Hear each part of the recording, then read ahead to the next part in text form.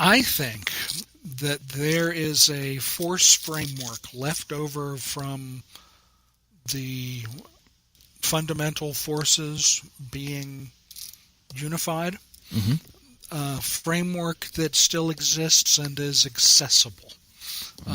A framework that all of these different forces, gravity, electromagnetism, etc., that they are themselves manifestations of something that's happening on a more dimensionally rich environment.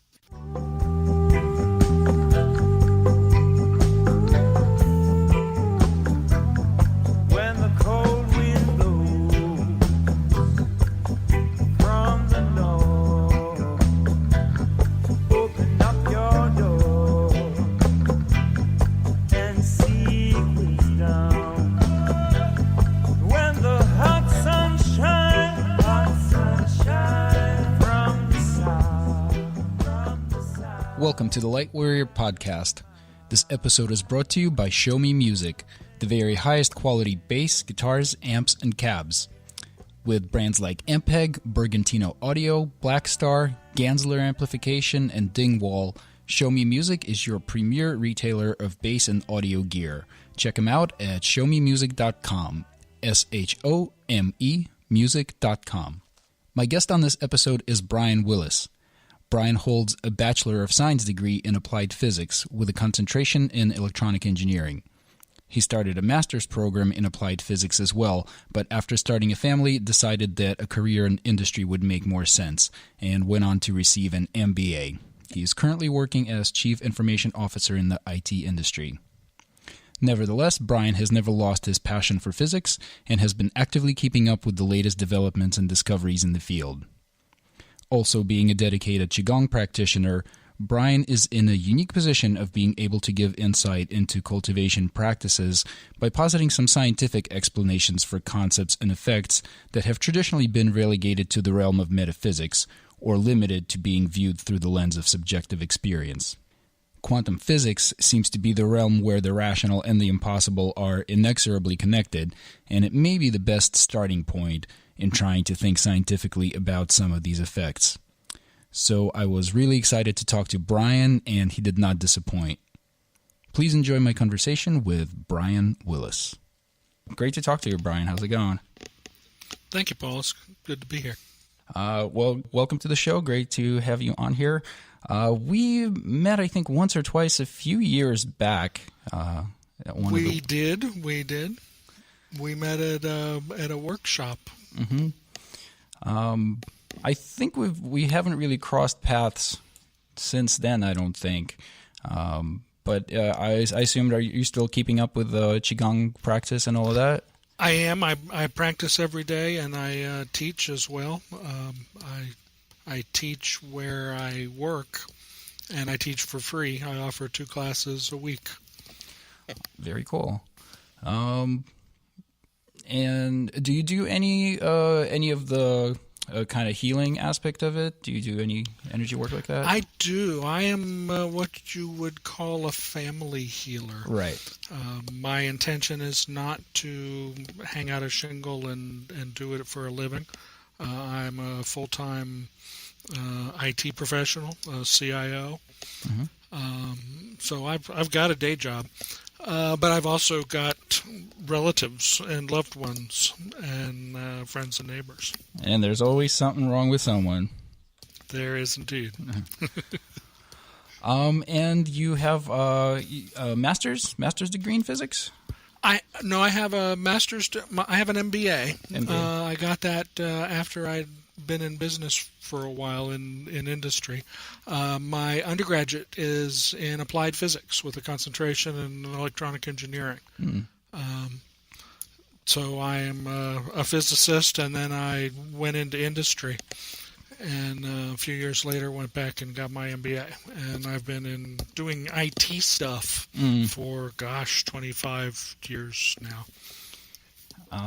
Cool. And what area of physics? You said was it kind of electrical stuff that you were concentrating on? Electronic engineering was the concentration, but that includes all of the underlying physics. So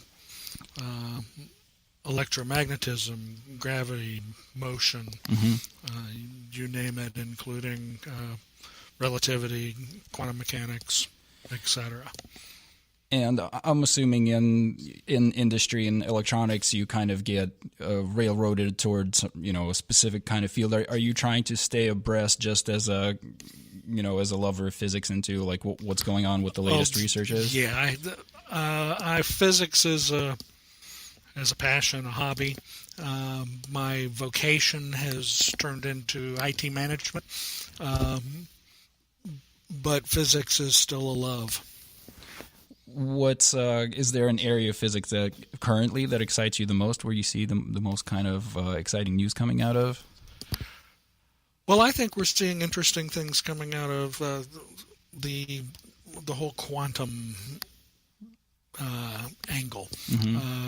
I think quantum, the term gets misused, gets tossed around lightly, used for things that it doesn't really apply to. But it applies to a broad range of things, so it's kind of hard to pin down in and of itself. What would you say were some of the common misconceptions where people may be using it incorrectly? One thing is people tend to think that a quantum leap is a big thing, when that's true. In reality, it's exactly the opposite. It's the smallest possible thing, the smallest possible step. You're right. You're absolutely right. It is getting used to. So fundamentally, we've got a disconnect. Right. I guess kind of where that term, I assume, got kind of stuck like that. It's not that it's a big leap, it's just that it's a weird leap, that it's kind of a disconnected thing, right? It's just jumping from... It's a fundamental step. So I guess since we're kind of hitting on the topic, if I know obviously quantum physics is a huge and deep and very complex subject, but if you could kind of give like a basic overview for anyone who's not quite familiar, who just kind of hears these concepts. At its very core, the idea is that energy is in little bundles, little packets, tiny little packets. A photon of light is an example of a packet of energy. And the physics that results, the complicated math and such, and you tend to shift into more of a statistical type of environment. But the result is that strange things happen. Strange things happen in the mathematics, and then when you test them, you find out, well, golly, they really happen in reality too. And we're seeing them on very small scales. And now we're seeing them on larger scales as we look to larger scales. And we're also starting to see strange things happening because now we're looking for them in all sorts of arenas, such as photosynthesis. There's a quantum aspect of photosynthesis that we never would have guessed a few decades ago. You're talking about biological photosynthesis in plants? Absolutely. Absolutely.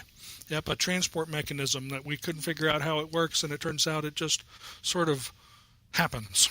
That seems to be a quantum explanation for everything. Yeah, it just sort exactly. of happens.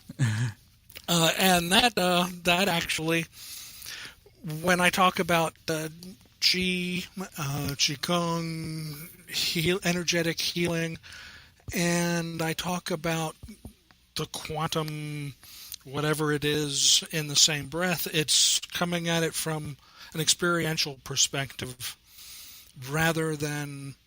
It's sort of coming at it from an experiential perspective and backing into the physics of it rather than approaching it from the physics and then exploring the other direction, if you follow me. Right. So I can't put math to what I experience, but what I've learned helps to fill in and support my own experiences, if that makes sense. Right, and that must be a very useful tool to have to fall back on, where you're not, it's such kind of esoteric and strange things that can happen, or that you're maybe kind of directed to. But if you can fall back on some hard sciences that can explain these things, that can kind of help you form a clearer picture of how this all works without,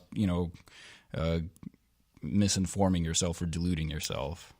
It sort of makes it feel rational, doesn't yes, it? Yes, Yeah. and it's and that's really why I was excited to talk to you, because there's a lot of stuff going on with all these kind of practices that, if not really that easily explained in rational terms, but like you said, it's experiential. Like I'm sure you, as me, have experienced really inexplicable kind of healing effects and changes in your life that are kind of, hard to explain in any kind of hard terms. So where do you see the clearest kind of connection between physics and quantum physics, I guess in particular, and these ancient practices of Qi energetics? Well, I think at the very foundation, I think the notion that everything is energy permeates both the ancient Eastern philosophies, cosmologies, etc., as well as modern physics. Mm-hmm. I think that the notion that we're talking about vibrations of energies, of resonances of energies, patterns of energies, that's what we're dealing with. And when you look at science, whether it's biology or chemistry or physics, when you look in detail, you recognize that at its core there's an energetic pattern that's involved. Now we know that we talk about the four primary, the forces. You got gravitational, electromagnetic, and then the strong and weak nuclear forces that Mm-hmm. pretty much make up everything that we know about the way the universe works.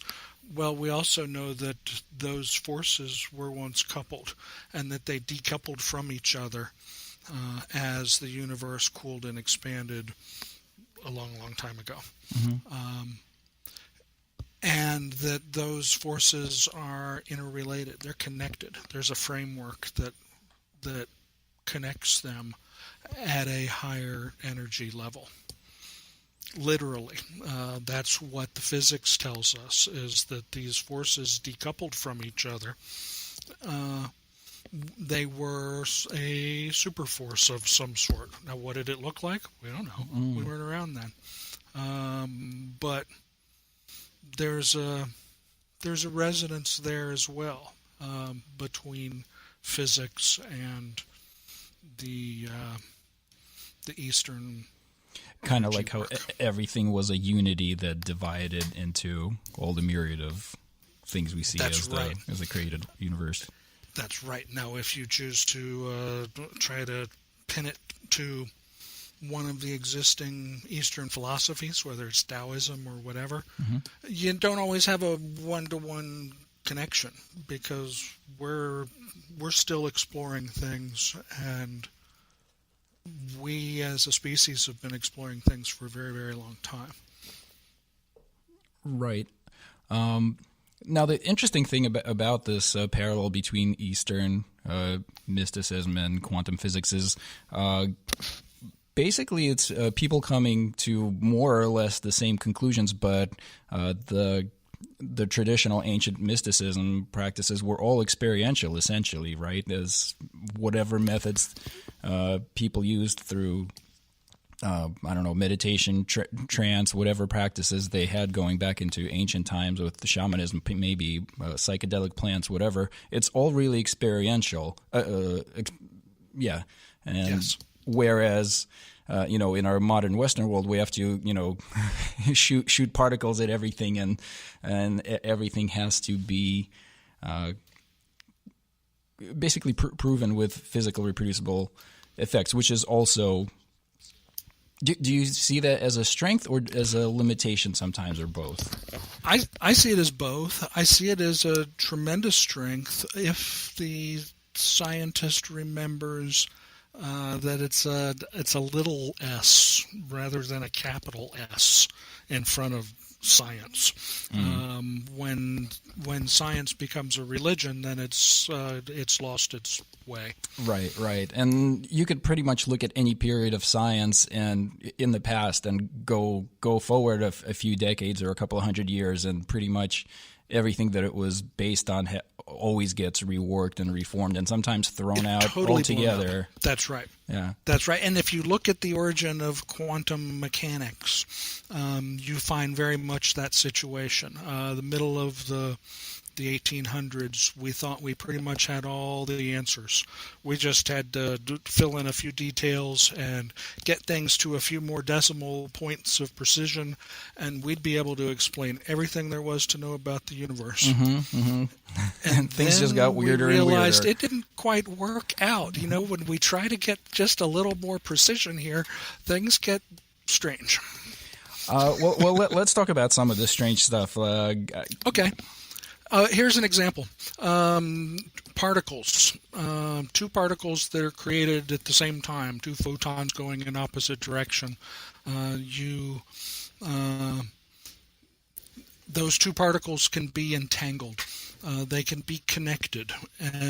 Connected in a way that seems to perhaps bypass the speed of light requirements. We don't really know exactly how this is working, but it's predicted by the mathematics, and it turns out to be true. So we can change the characteristics of one particle, and the other particle changes in synchronicity. The distance between them can be bigger than the amount of time it would take light to send any kind of signal between them. So they're tied on some fundamental level. Now, exactly what's going on, is the communication really faster than light? Well, we're not really sure what's going on here. The significance, though, is this very basic quantum level, literally, connection between particles. Now they expanded that to clouds of particles, and the latest thing that I saw is that they're looking at biophotons, photons produced by biological entities, and the entanglement of those particles. Now, how does this strange behavior relate to the real world, and how does it relate to the healing world? It relates to the real world because quantum computing is the way we're going to be moving in the future, where the state of a particle in one place is linked to the state of a particle in another place, and the connections between them are instantaneous. So the processing speeds are virtually instantaneous. That's right. How does it tie into the spiritual world? Well, there are a lot of people who do remote healing. Healing where you aren't touching the person. Healing where you might not even be in the same room as the person, the same state or country as the person. The connection doesn't dissipate over distance the way you would think. If you're shouting at somebody, right, you're shining a light, a projector at them to send a message to them, whatever it might be. It diminishes with distance. There's a time delay, but you also lose, your signal dissipates. That doesn't seem to happen here. It's a connection across space and time. There is a lot of kind of new research that seems to be pointing in, string theory and stuff like that, that the world is really a multidimensional thing. Is that something that could explain this this phenomenon where it's not really two separate particles going in two separate directions and communicating faster than light, but that they're somehow basically aspects of the same thing, that you're really affecting one entity? That's a possibility, that you're affecting one entity that in some strange situation exists in more than one instance. It may be that there's multiple realities that join together at various nexus locations. That seems fairly consistent with my experience, and it's a topic of discussion in the scientific community. Okay, if we navigate a little bit away from quantum physics for a minute, how did you get into Qigong and energetics and this kind of healing stuff? Coming from a logical, rational place like you are. Well, it's a good question. We'll go way back. As a child of a certain age, I watched Bruce Lee use kung fu to kick butt on screen, and of course immediately went out and, like all my peers, signed up for karate classes. So a little bit of that, a little bit of other stuff over the years, some praying mantis kung fu in college, and then life intervened, and career and family and whatnot, and I'd put all that behind me. And then early 40s, realized that something was missing, and started exploring and tried some Tai Chi that didn't quite satisfy that itch. And then stumbled across this fella on the internet, Michael Lomax, and his stillness movement Qigong system, and told my wife, "What the heck, you feel like going for a weekend?" And she went antiquing while I did a weekend-long workshop, and it changed my life. That was about 5 years ago. And I think my first workshop was about 5 years ago. This was in Terre Haute, Indiana. When I met you, when you saw me when I was still on crutches, was that it, or were you already going for a little bit at that point? I think it was my next workshop, I think, is the one where I saw you on crutches.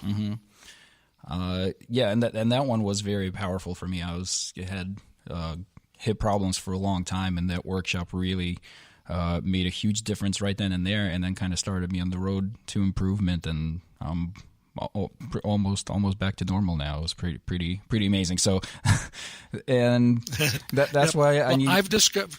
Go ahead. Sorry.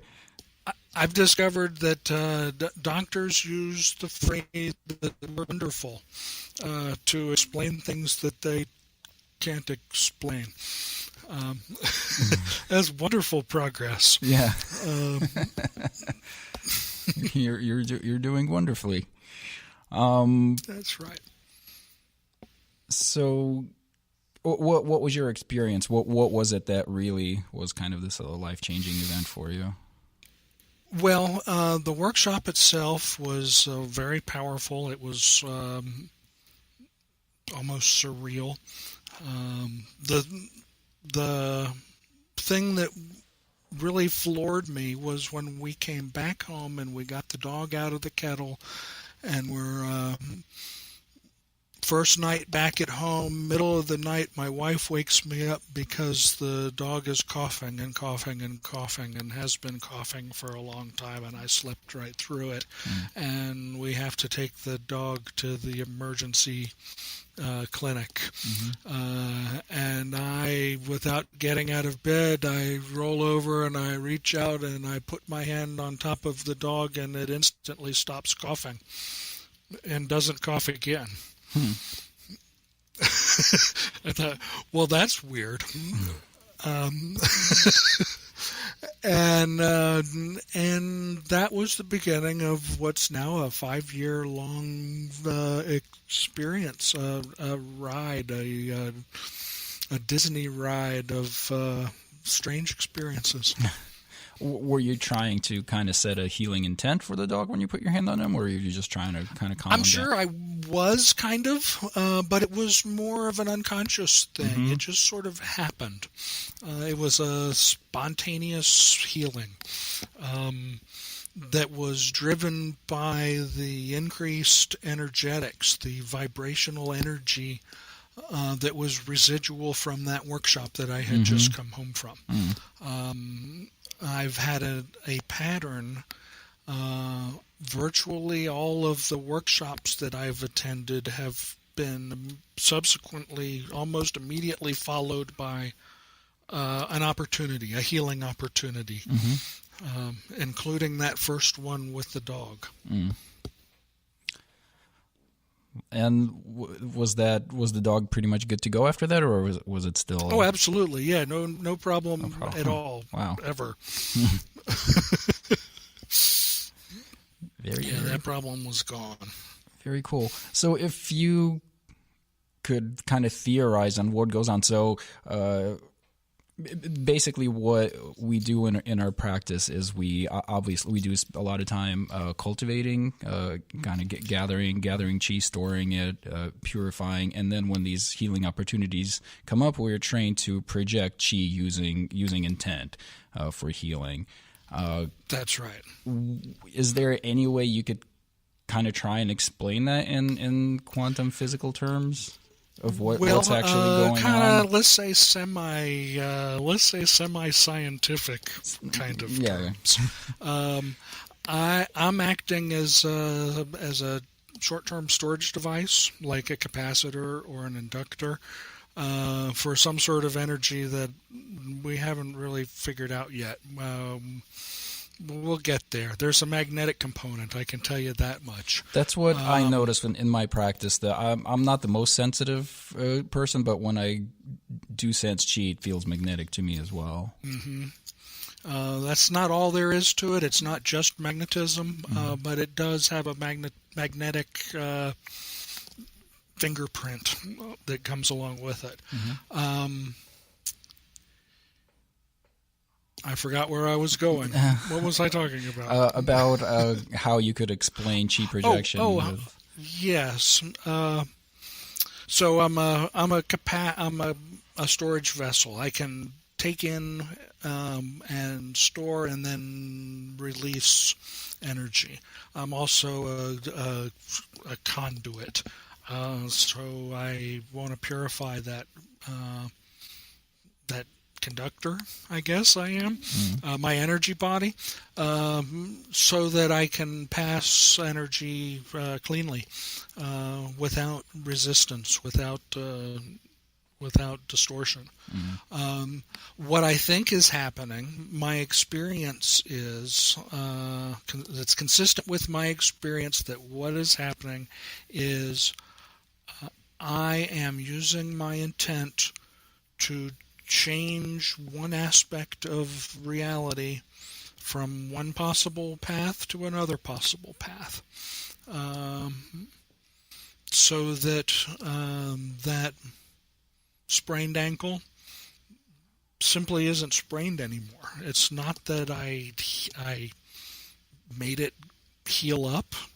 It's just kind of all of a sudden it's not bad anymore. It doesn't really make sense, and it doesn't always. It's not always like flipping a light switch and poof, it's done. Right. But the changes is almost instantaneous like that. And then the manifestation might take a while. Right, and then maybe you're not, changing reality on the spot to where it never happened, but going forward, there's a myriad of possibilities that an injury can progress. It could go downhill. It could heal slowly. It could heal quickly. And I guess by bringing your intent to bear on the manifestation of reality going forward, you can kind of choose what the most efficient path of, the fastest healing is. That's right. And listening. Listening is important. Listening to the patterns around us, listening to think about drops of water hitting the surface of a pond. It's just starting to sprinkle, and the drops are hitting, and the ripples are going in all different directions from different sources and overlapping in this complex and ever-changing pattern. We are like that as we walk through the universe. We send off our own ripples, our own energetic signatures, and we interact with the ripples of everybody and everything that we come in contact with. We're not aware of that. It happens all the time. It's happening inside of us even. We don't feel it. We don't sense it. But it's happening. If you can learn to become aware of even the tiniest fraction of that, that starts to become significant. You start to become aware of and intentional about your interactions, your energetic interactions with the world around you. Absolutely. And that becomes a very powerful thing. Because it allows you to be subtle in your interactions. If you observe, if you listen first, you can use the least energy. You can make the smallest change that will have the desired effect in the short term or in the long term. Right. Just a second.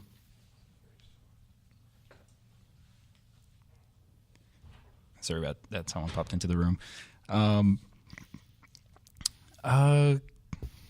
So quantum physics, there's kind of, from my understanding, like three basic fields of physics that are still kind of trying to be unified. There's classical Newtonian physics, there's Einstein's relativity, and there's quantum mechanics. That's right. How are we doing as far as unifying? Is that something that's possible? Well, Newtonian mechanics and relativistic mechanics really go very nicely together. Newtonian mechanics is the way things behave most of the time. On our scale. Yeah, until you start to involve extremely large energies or extremely small scales. And as long as you stay away from those, Newtonian mechanics works just fine. If you take Einstein's relativistic mechanics and you apply them to conditions that don't involve extremely large energies or extremely small scales, they collapse down to Newtonian mechanics. So relativistic mechanics is just the more complete way of expressing the same thing that Newtonian mechanics expresses. Right. That's when you're dealing with things like the speed of light and really high energy volume. Right. Then you have a very strange world that we're struggling to rationalize with that world, with the mechanical world, is this energetic world. The quantum world is all about energy. It's not about things. It's not about particles flying around. It's about the energy that can be represented as a particle. or a wave, or both at the same time. So, and each one of these areas of physics does very nicely at prediction at their scale. So, quantum mechanics is very accurate in predicting interactions and results in that space. But trying to extrapolate those principles to the larger, our scale universe is very difficult from what I understand. That's right, and we're expanding that understanding all the time. The quantum computing is the latest buzzword, and we're going to see a lot of results there. But we've been using quantum effects for a very long time in real-world applications that we just take for granted. The LED, the semiconductor itself. There's a quantum underpinning there that we use all the time, and we just take it for granted. We don't have to know that it happens. Yeah, it just happens. and that what drives me crazy sometimes when I stop to think about it. I'm always surrounded with computers and technology and electrical stuff, and I have just the dimmest understanding of how any of it works. And when I stop to think about, okay, right? Like I'm looking at a bunch of LED indicators right now, and I don't even think about it. But I do remember the first time I've seen one, I thought it was awesome. But you just kind of get used to these things and acclimated. That's right. We quickly become accustomed to magic, don't we? Yeah. And even with this Qigong and Qi energy stuff, like it becomes part of your practice. I mean, to a certain extent, you have to just internalize whatever your experience is and just kind of move on from there. You can't just keep bugging out about everything forever. That's right. Any other weird quantum effects that you could talk about? I know there's the Heisenberg uncertainty principle, Schrodinger's cat, the observer influencing the outcome, and the double slit experiment. Yeah, there's some very interesting things that are happening there, including things that are on a larger scale, larger than a single proton, or a single photon, rather, a single particle. For instance, they're doing some work with helium nuclei, where they're shooting helium atoms through an accelerator and passing them through an apparatus, and they're discovering that something strange is happening where you let the particles go through a slit, and then you measure the state of that particle it can go through one of two slits, and you can measure later, and you can determine which of those slits it had to have gone through, even though at the time it wasn't acting as a particle, it was passing as a wave, which is a curious thing. It suggests that time is not the linear thing that we think it is, that perhaps there are loops in time, or that some processes can reach backwards in time. That's a curious thing. That's the latest in the double slit experiment. I think that's rather fascinating. The Heisenberg uncertainty principle is another thing that's largely misunderstood. Basically, what it's saying is that there's a fundamental quantity that we refer to as momentum, which is mass times velocity. So you take something's mass and the speed that it's moving at, and you multiply those together, and that is an interesting thing. Now, you can measure something's mass very accurately. You can measure something's velocity accurately.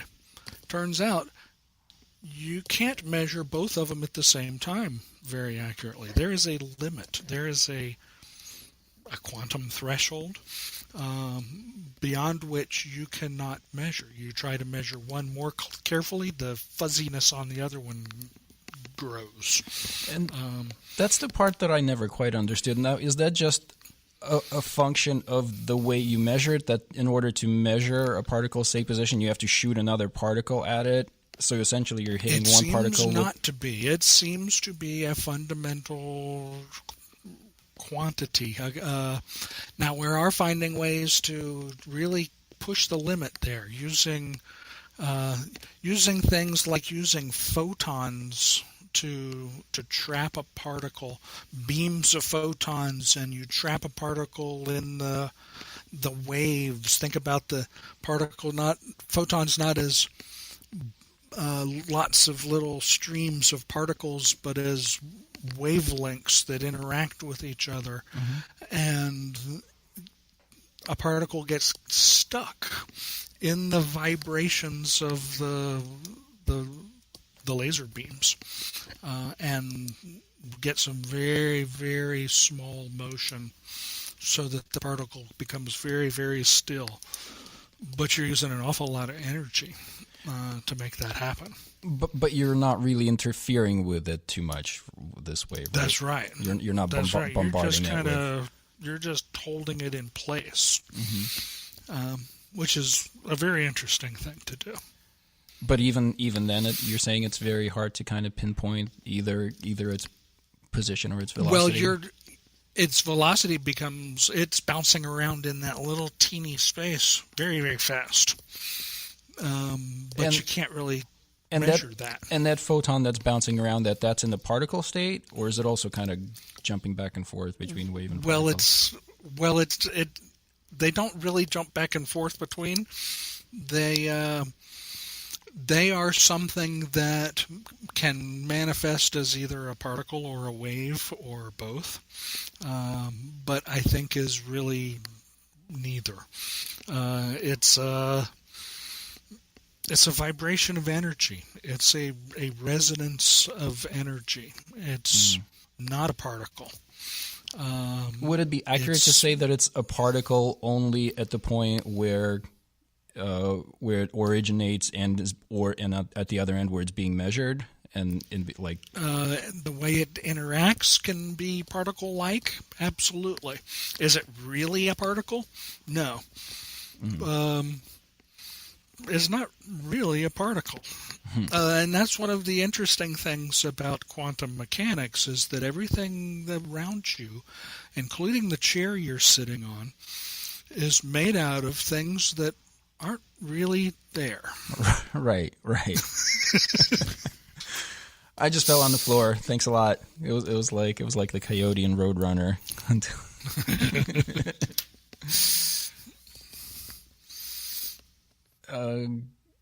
So yeah, can you expand on it a little bit? Like I know that, kind of just that's the way it is, but it's kind of really hard to imagine. So you're sort of sitting on a collection of a collection of energetic probabilities that just so happen to be in the shape of a chair. Right, that happen to arrange themselves in the form of fundamental particles, protons and neutrons and electrons, leptons, gluons, etc. If you want to get down to details, baryons and such, but all of these particles that aren't really particles, but they sure do act like particles when we want them to. When our model wants them to, they act an awful lot like particles. In fact, you can build them, build collections of them, build atoms, take atoms and build molecules, take molecules and build cellular structures, interconnect those structures. But it's all based on these little energetic packets of energy, these quanta. Quantum is a a little packet, a quantity, the smallest quantity of energy. So you're building bundles of energy, and from that you get your chair, from these little bundles of energy. That's hard to wrap your head around. Yeah. If you were to try and conduct some scientific experiments with chi energy and chi projection, how would you go about doing that? I think that one of the key things to watch for, I think what you want to do is you want to watch for multiple signatures at the same time. You want to watch for electrical and magnetic,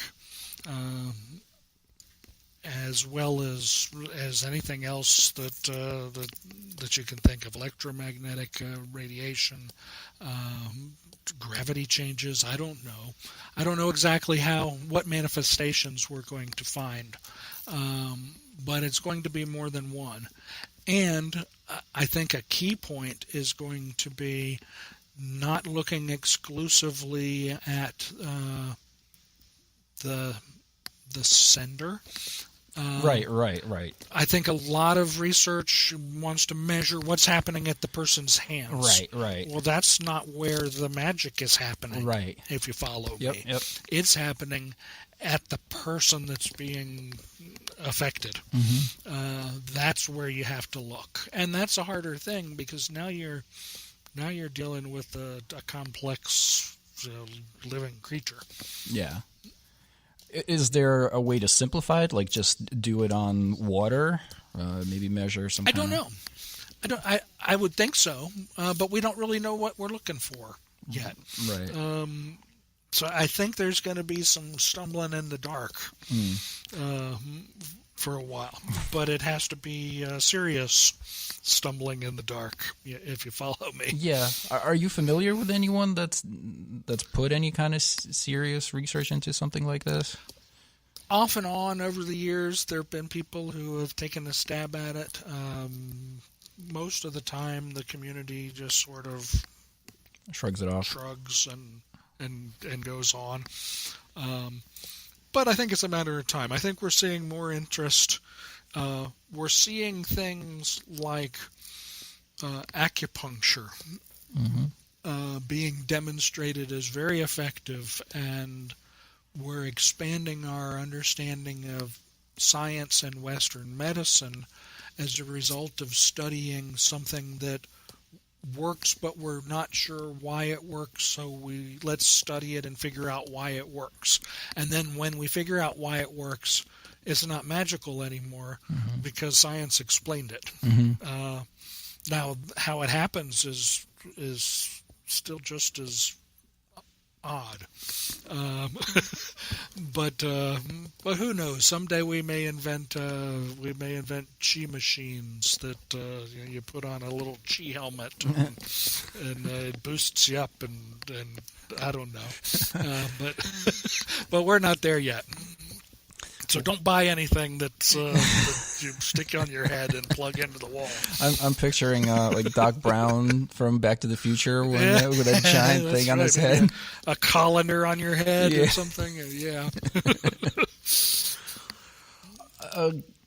Without having any kind of hard, concrete data like this, if you were to try and take a stab and describe what chi actually is, maybe from a quantum physical state, is that something you could kind of take a guess at? I think this is not a scientific guess. This is just me theorizing based on my own experience. Is that that there is a framework of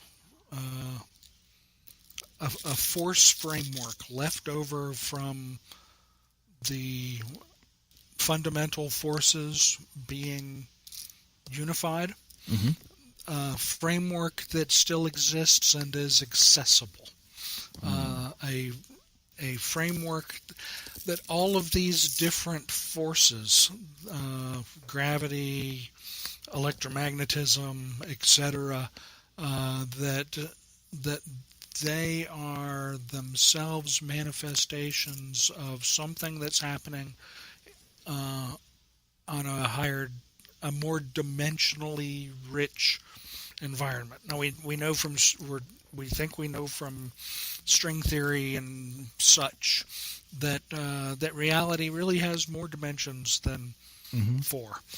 Exactly how many? There's some debate. What are they? There's some debate there too. But it seems like the universe is more dimensioned than the traditional three dimensions of space plus time.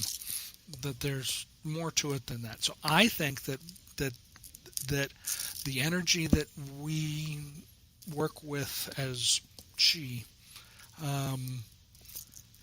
is a multidimensional thing, that it crosses between realities, that it exists in all the realities at the same time, something of that nature. I don't really know what the answer is. 100 years from now, we'll look back and say, "Oh, I can't believe people didn't know," but I don't know. But I feel that it's along those lines. If that makes sense. That does make sense, yeah. And that's kind of probably why the key to working with it is you kind of have to get out of this three-dimensional space where you kind of have to enter almost this state of no mind. That's right. Because you're if that's what you're doing, if you're trying to access some kind of a system that's multidimensional, but you're trying to limit yourself to your three-dimensional reasoning, or you're pinning yourself just like a butterfly. Yep. Makes sense. You just blew my mind. Do you see this kind of becoming more mainstream, and as science becomes more rich and has better tools to explain something like this, do you see this something in the coming years that to have? I think so. Scientific explanations. I hope so. I think so. I think it's inevitable, really. That's one of the things about science is it continues moving forward. We'll find out that much of what we know about the universe is wrong. An interesting quote, and I can't remember at the moment who it is. No, sorry, but it's essentially that all models are wrong, but some models are useful. Right. So scientifically, we build models. We build models that explain observed behavior and make predictions about future behavior. Right.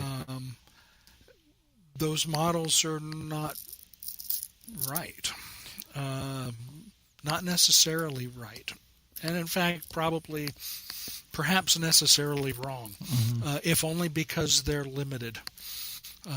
Even if they're only wrong because of their limitation. And that's where the usefulness of them comes in, is from the limitation. That's right. Because a full-sized roadmap in your glove compartment doesn't do you any good. Exactly. And really, it has to be at a useful scale. And the same thing is true of our own consciousness. Like, we're taking input from whatever the real universe out there is, but it's being filtered through a couple of senses to kind of give you a map that you could use, that you could function with. But it's obviously, I know there's radio waves out there and different wavelengths, and I'm not perceiving them, at least not consciously. They're not useful to me in my my interaction. So. There's a whole lot more bandwidth out there than we're taking advantage of. It impinges on us. It interacts with us. We interact with it. We interact with each other as a result of it.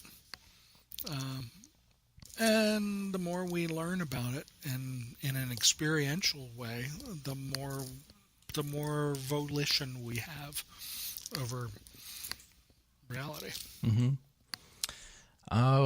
We could probably start wrapping up here soon. I wanted to get your take on the whole thing in the last few years with the Large Hadron Collider at CERN and the God particle and all of that. And then, could you explain that for a dum-dum like me? What was actually going on there? What were we discovered?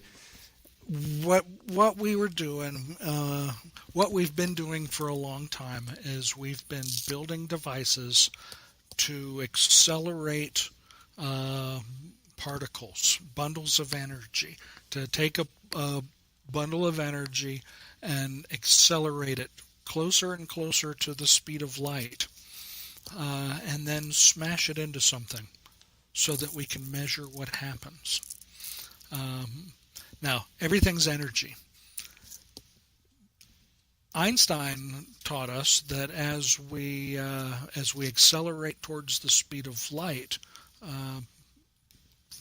strange things happen to our dimensions. Masses increase, distances get shorter, time slows down, etc.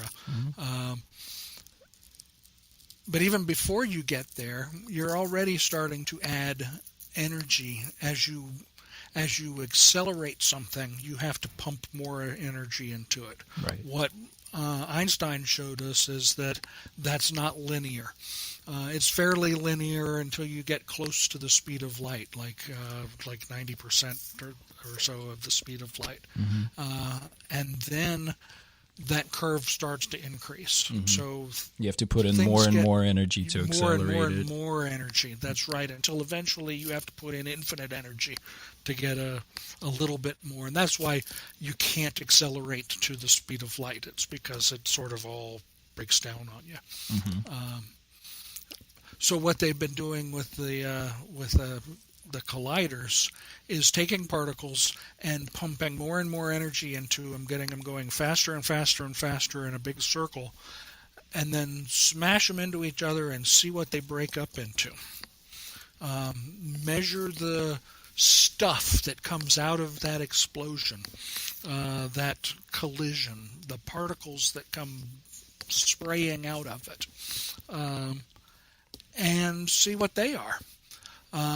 Because what tends to happen is you take two particles and you smash them together, and they break down into smaller particles, into new energetic resonances, some of which may last only a fraction of a second, a millisecond, a nanosecond, before they change into something else, or they change into pure energy. They turn into photons.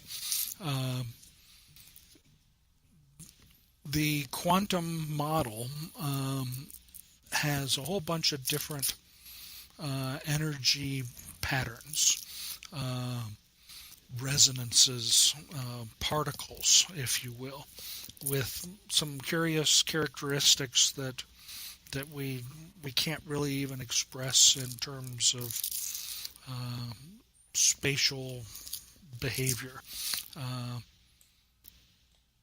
that we've been working on for, 100 years now. And one of the missing very basic particles that sort of holds things together,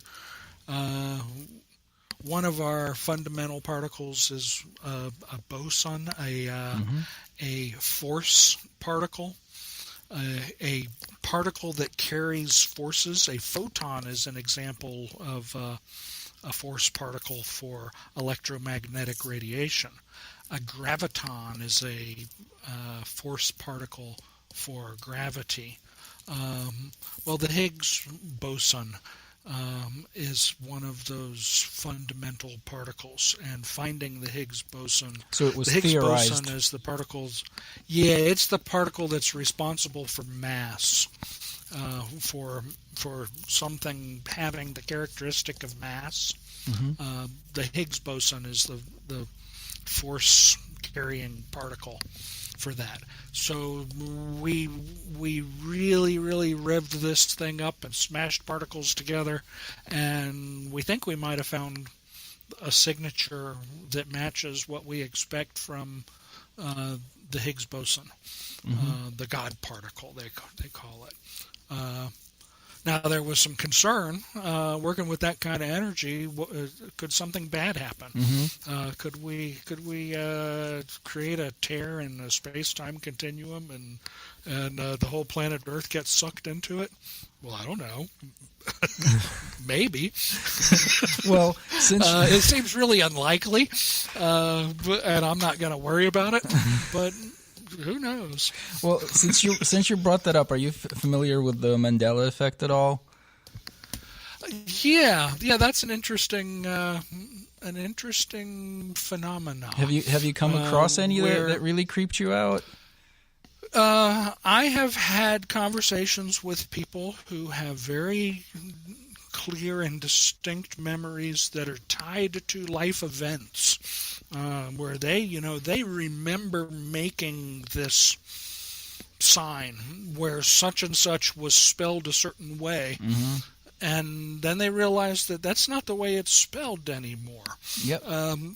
The Berenstain Bears is kind of a famous one. Yeah, there are a number of examples where I've talked to people who firmly believe they have a very clear memory of something that's very different than my very clear memory. What does it mean? I don't know. Yeah. I don't know. But it is very curious. And seems pervasive. Now, there are a lot of things that get thrown into that category that don't belong there, that muddy the water. Yeah. Like, I think some things where, like, just don't remember. Yeah, people, like, see some kind of a brand logo and they think it's spelled one way and it's spelled another. Those I don't really buy that much, because it's like, you don't actually sit there and read a logo on a can of, like, air freshener or whatever. Like, you just kind of take it as, like, some symbol. So I'm not sure, but there are things there that creeped me out personally, that, like, I'm pretty sure I remember it being one way. There's one that I came across just the other day. There's a Magritte painting called The Son of Man, I think. It's the famous one. You've probably seen it. It's a guy, like, in the kettle hat, and there's a green apple in front of his face. Have you ever seen that painting? Maybe.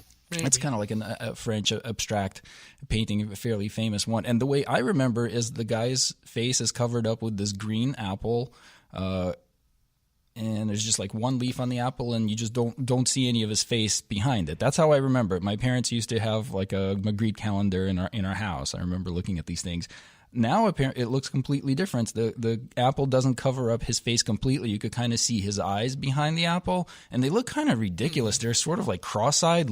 He looks like he's kind of like having a seizure or something. And the apple has a bunch of like 5 leaves sticking out of it, and I don't remember it being like that at all. And that's the creepy thing about this. They're like variations of these things you remember, but they're just different enough to. So that's and I think people that go down this conspiracy rabbit hole, like a lot of times, kind of point back to the CERN Higgs Boson experiments and thinking maybe that screwed something up. And yeah, I think that's unlikely. It's possible, but I think it's unlikely. I think instead that the more we look at details, the more details there are to look at. That's definitely a possibility. Well, especially now, like you can look up pretty much anything on the internet where you may have had an impression of something one way, but now you could always check it right there. Well, I also think that reality is not quite as firm as now you're talking. As we tend to think it is. That history is not entirely set in stone either. Very interesting. Well, where are you going with this? How would you explain this? Or what do you mean exactly? I don't know. But I think, and I'm intrigued by some recent scientific experimentation that suggests that perhaps experiments can affect their own history. We talked about the helium nucleus in the double slit experiment. That they're thinking that that it is that a current state is affecting a It's past state. prior decision point. Huh. Yes. And we don't really know how to explain that one. Yeah.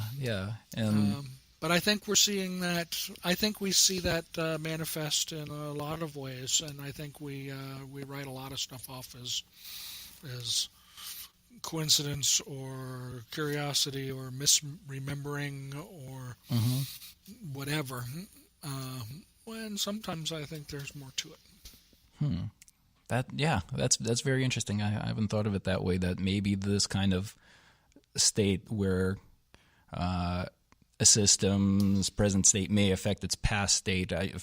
Maybe if you could extrapolate that to like a whole kind of global scale where it's not just, minuscule little particles. Very strange. Maybe one more point I wanted to ask you about dark matter. Any ideas or guesses or where the current science is pointing to of what the most likely explanation of that is? And maybe you could give a brief kind of just overview of what that is and why it's an issue. Well, I'll tell you my personal hunch. The idea is that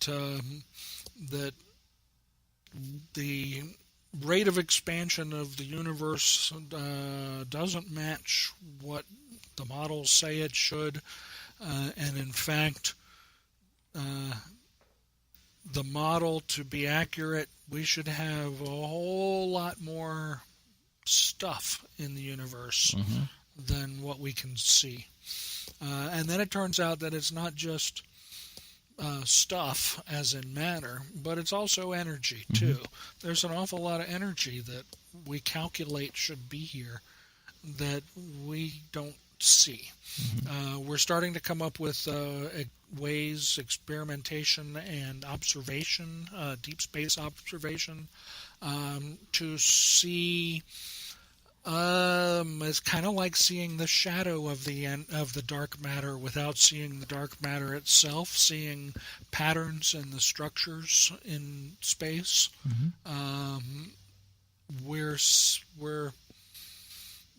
We're getting an idea of what's out there.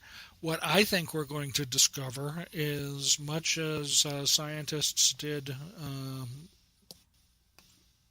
roughly a century and a half ago, they're going to crack open something and realize that the whole model that we've been building for the last century is naive. And just as Newtonian mechanics fits neatly within relativistic mechanics, I think we're going to find that our understanding of quantum reality fits neatly into some larger picture that we're just now starting to ponder about. And that's most likely an issue of some sort of a paradigm shift of just learning to think of things in terms of multiple dimensions and time being weird. So like dark matter may not necessarily be some kind of matter with weird properties that we just don't know how to detect yet, but it may be our matter radiating from a different time or seeping through a different dimension, something like that. Yes, something. Exactly what, I don't know. But that's what the next generation. Well, you said you had a hunch about it. It feels right, based on my personal experiences in the energetics arena, Qigong, etc., the healing arts. Based on those experiences, and then viewing them through the lens of my own education, Well, that feels right. It feels right that there is something out there that we just don't know how to account for. Yeah, it's like Shakespeare said, there are more things in heaven and earth, Horatio, than are dreamt of in your philosophy. That's my philosophy, too. It's more complicated than that. Whatever that is, it's more complicated than that. It's also very simple and very elegant. Mm-hmm. That's one thing that I really like about the universe is complexity tends to be an indicator that you're on the wrong you've track. reached the limit. Yeah, you've reached the limit of that model. Right. That you're running up against the edges, the ragged edges of the model, and a breakthrough is coming. Yeah, that's really kind of the aspect of the most successful theories is that at their core they're kind of simple. That's what you want to be able to, and that's really the point of having an explanation is it needs to be something that explains something, not that just creates more and more levels of complexity for you to battle with. Right. That's right. Very cool. I think that's probably a good place to wrap up. Anything you want to leave us with? Anything you want to add? Is there anything you want to share as far as your personal practice or social media? Anything like that? Maybe some. My personal practice, I would refer people to Michael Lomax and Stillness Movement and Gift of the Tao Qigong at Qigong America. QigongAmerica.com. There's workshops every couple of months with Michael if anyone's interested in diving into this stuff. And if you get a hold of Brian ever, he could put some science behind all the woo-woo. So I'll try. Well, this was awesome. I really appreciate you talking to me, Brian. This is really great. It's been my pleasure, Paul. Thanks for doing it, and thanks everyone for listening to the Light Warrior podcast. We'll catch you next time. Introspection.